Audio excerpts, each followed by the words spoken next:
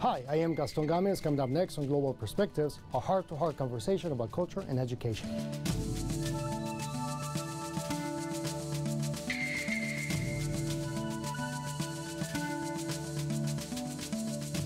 Welcome to Global Perspectives. I am your host, Gaston Gomez, and today we'll be having a candid conversation about culture and education with our guest, Luisi Talaferro. Welcome. I am thrilled to have you join us today. Thank you so much, Gaston. It's a pleasure to be here, to be able to talk to you, and also to talk a little bit about my country, about where I come from, and everything. I'm excited. So let's start with our first question. So where are you from? So I'm originally from Brazil. I was born in a very small town in the Paraná state, which is in south of Brazil. It's a very small town. What happened is my parents were living in the capital of Paraná state, which is called Curitiba. And my mom, having her first child, she needed some help. My grandma used to have a drugstore in that small town, and she couldn't leave. She didn't have anybody to stay there for her. So my mom actually took a cab, went all the way to Japira, which is around 5 hours. She had me there. My grandma helped her out in the first days, which are not very easy. And then my mom went back to Curitiba because my dad was finishing college, so he couldn't be there. Yes. So they were young parents. Oh, yes. My mom was like 18 when I was born, Gaston, so she was really, really young. So I was born there, and then I went to Curitiba, which is a big city, and we stayed there for about, I would say, 3 years. And then my father, which he's a software engineer, he's an electrical engineer, but he also develops software. We ended up going to another city. We went to Rio de Janeiro, which is a beautiful city everybody knows about. We lived in Copacabana, actually, in front of the beach for 6 months for my daddy to study. So we used to go to the beach every day. My mom said we were so in love with that city. And then we stayed just for 6 months, and then my father actually got a job in Brasilia, which is the capital. The capital. Oh, yes. It's in the shape of an airplane. The architect that developed, he developed in the shape of airplane. So if anybody's curious, they can look it up. And it's a beautiful city. So we lived there for around 3 years. Amazing place for kids. Warm year-round, no winter really, just the rainy season. So we stayed for 3 years. After that, we went to Campinas, which is like the country of São Paulo state. São Paulo, everybody I think knows about. It's a big city, but we lived in the country, Campinas. So we stayed there for 3 years, loved it, and then we ended up going back to Curitiba, which my parents had a house there, so that's why we went back there. So most of my childhood that I remember, we stayed in Curitiba. So I love that city. Yes. Wonderful. And so how far from the capital?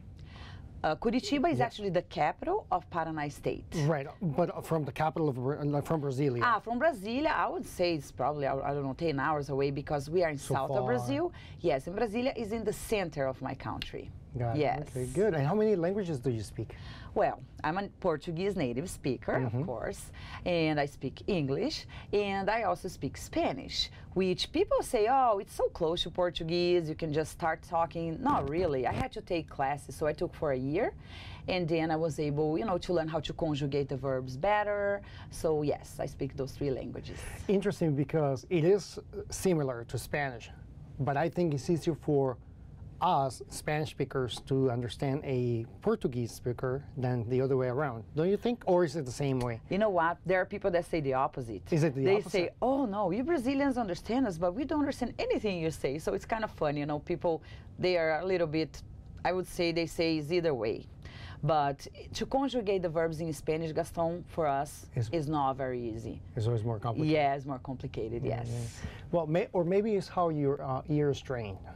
Some people, they have no difficulty understanding another language, even though they have no knowledge of it, or zero knowledge, or zero good ear to understand another language. But, I do see or hear that Portuguese and Spanish, back and forth, it could be easy, but for some others, it could be very complicated. Yes. So I guess, again, going back to the ear, what kind of ears you have. Yes, that's when it comes correct. to language. So growing up, Luisi, tell me about your school. When do you go to private school or public schools, and how were your parents involved in your education? Was it part of the culture for them to be part of your education, like going to school, parent-teacher conferences, or none whatsoever? Because some cultures, the parent does not get involved in the school because of cultural, beliefs, or because they think the school is school, home is home. So I just want to know more about your culture when it comes to Sure. education. So I had a mix, okay? I went to private schools and public schools. What happened is my father prioritized schooling. So education was number one thing in my house. So when my parents could afford, we went to private schools, but they were very expensive in Brazil. So there are times the economy wasn't doing so well, and then we had to go to public schools. So the public schools there, some of the schools are really good and some of the schools unfortunately are not so good. I'm very thankful for having the opportunity to go to both, because I would say both have strengths, and I was able to get the strengths from both of the opportunities I had. In terms of parent involvement, okay, my parents were extremely involved in our education. So for them it was very important that we did well, because they knew that was the only opportunity I would have to succeed in life, is through education. So my father and my mother was always monitoring our grades, always giving us incentives to study. I have something interesting to tell you. I wasn't really a good reader when I was little. Good reader in terms of interested in reading. Right. And my mom, she loves to read. And then she used to tell me stories about the books and never tell me the end. And I was like, Mom, what happened? Oh, you're gonna have to read the book. Come on, I don't wanna do that. So anyways, that started me to get interested in reading. So after that, I started reading. My mom used to buy books, every month. Let's go ahead and get this collection of books that they had in Brazil. So I was all excited to get a new book. So I'm very thankful for that. And my dad was very good at math. So I remember when I wasn't doing so well, he used to write me a lot of exercises to make sure that I would practice and help me out. He was very good at that. So it is expected in Brazil that parents get involved. However, education is not mandatory.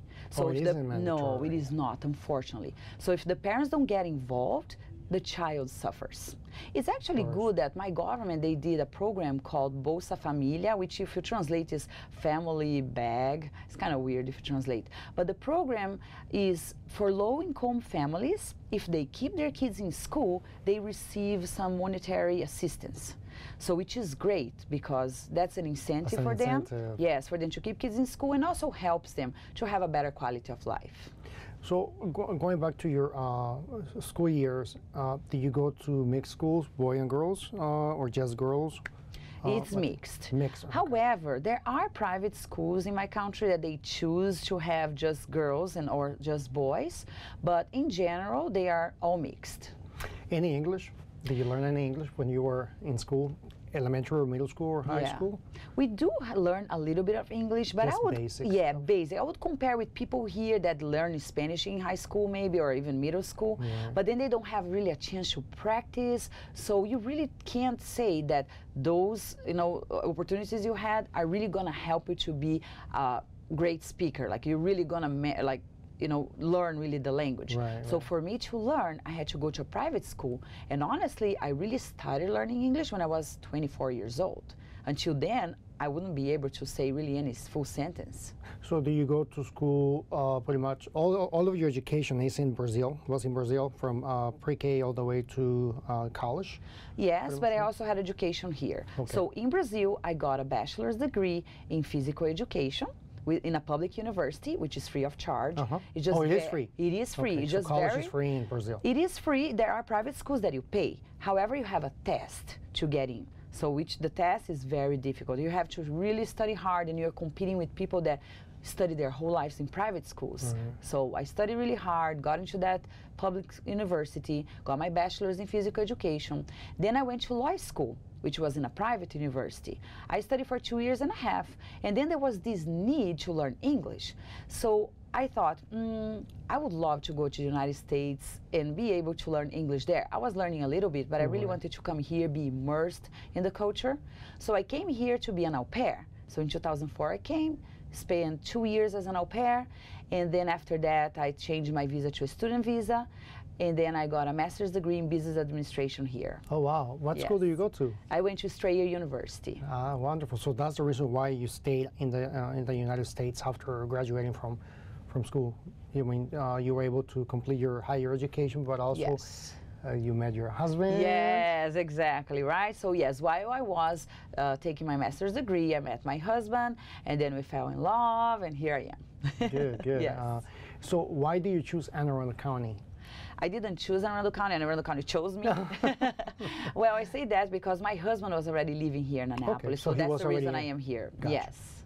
And so, what do you hear from, when you were in Brazil, before you moved here, what things have you heard about the U.S. and what do you have any cultural shocks when you came here? Like, oh my God, Yes. this is different, or I was Yes. not expecting this, or I was expecting this. So can you tell me a little bit about that? Sure.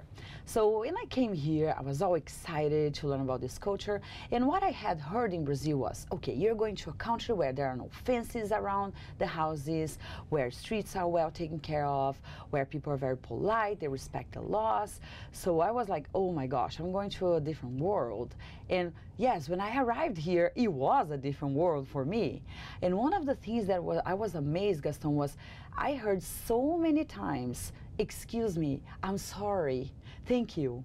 And I wasn't used to that. It's not that Brazilians are impolite, it's just a cultural thing, right? So Americans, they also have their personal space. And I was used to touching people and, grabbing and hugging.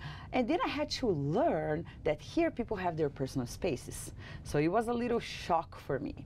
To give you a little example, there was my first Christmas as an au pair. Americans are very generous in terms of gifts. I got like 15 gifts, and I never had that. I used to get, one from the parents and maybe my brothers or whatever. And then for each gift I received, I was hugging them. So I got the gift, oh, thank you.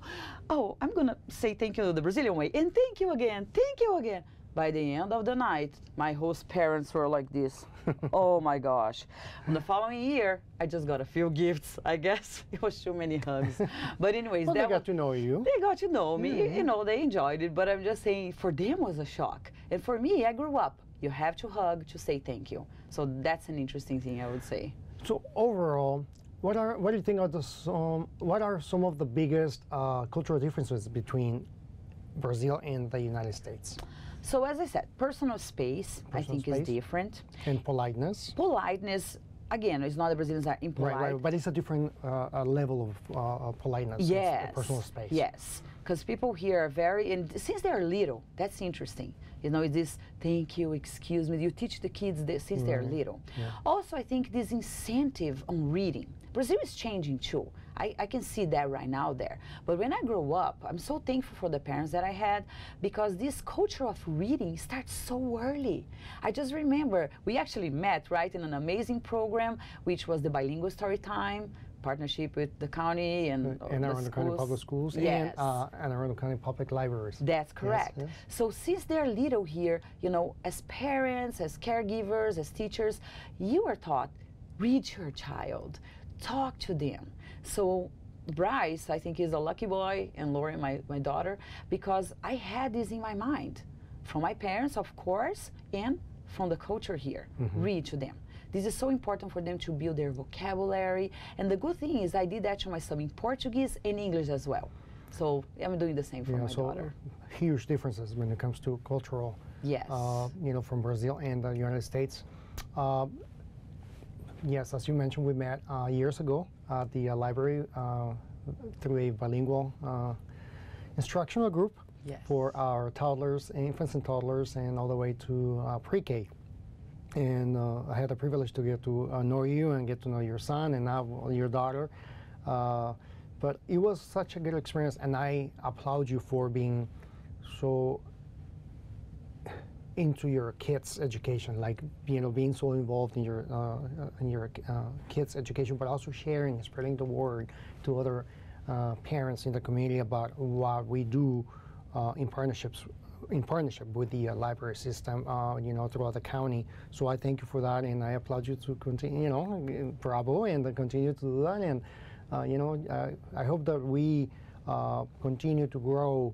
With these programs that we have. I know we have a handful, but my goal, my vision will be for each library to have its own bilingual story time. And I know they do, but in a different angle or lens that we had back at the Eastport Library or the West Street Library or the Annapolis branch and the Glen Burnie branch as well. So wonderful activities, and I hope they continue. And but that's how we met. And so again, I am so thankful for that. Now, let me ask you about what is it that you do in Anne Arundel County. What do you do here? Sure. Besides being a parent. I know, right? So in the past, I worked with Centro de Ayuda, Center of Help. I was the executive director. This is an amazing nonprofit organization located in Annapolis that helps immigrants to become fully integrated.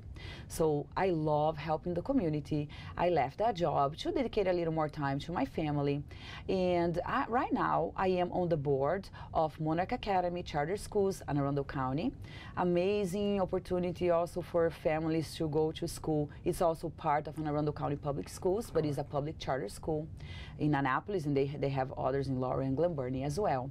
I am also going to start a position at a Strengthening Families Program Facilitator with Anne Arundel County Department of Health, so I'm very excited with that.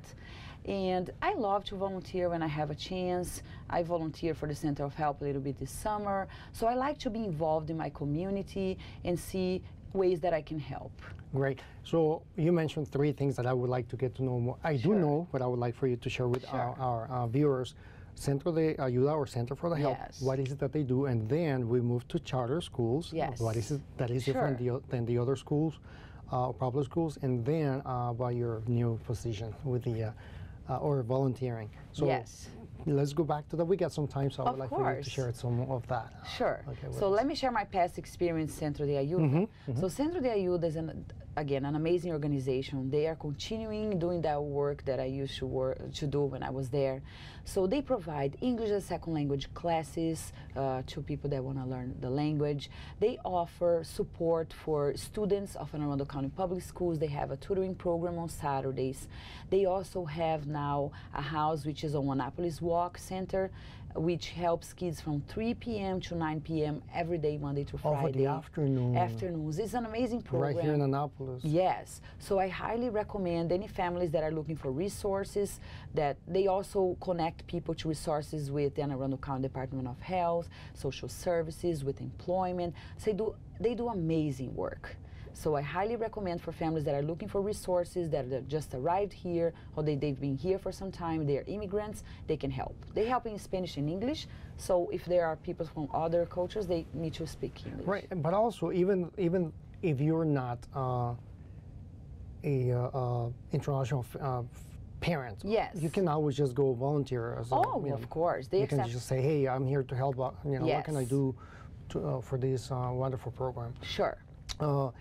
But also they teach citizenship classes. Citizenship classes for those that would like to become, that are eligible to become American citizen. So this is an amazing organization. And then you told me to talk about the board, right? Yes, please. Tell me a little bit about the charter schools. Sure. So when I was still in the Center of Help, they approached me, the Monarch Academy Charter Schools, and they really needed somebody there to assist them to reach out to the Hispanic and Latinos, because they need a diverse board of directors to be able to assist all the populations that they serve. So I'm very excited. I helped them to open the Annapolis Monarch Academy, assisting them with information, connect them to people from Anne Arundel County that they could really reach out to Hispanic and Latinos.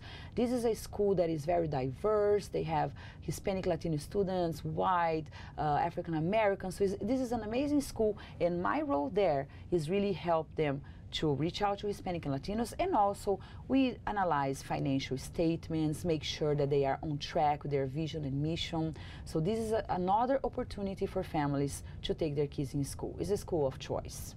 Oh, I know we do have a full-time bilingual facilitator assigned to that school, yes. And they do an amazing job yes. when conducting outreach events, and also promoting the Monarch Academy throughout the county when it comes to other outreach events. Yes. So you have a close relationship with the Monarch Academy, yes. and with the principal, yes. Sue Myers. She's wonderful. Myers. Amazing. Yes, she is, and she loves our students. She loves our families, yes. no doubt about that. And her heart is just at the right, in the right place.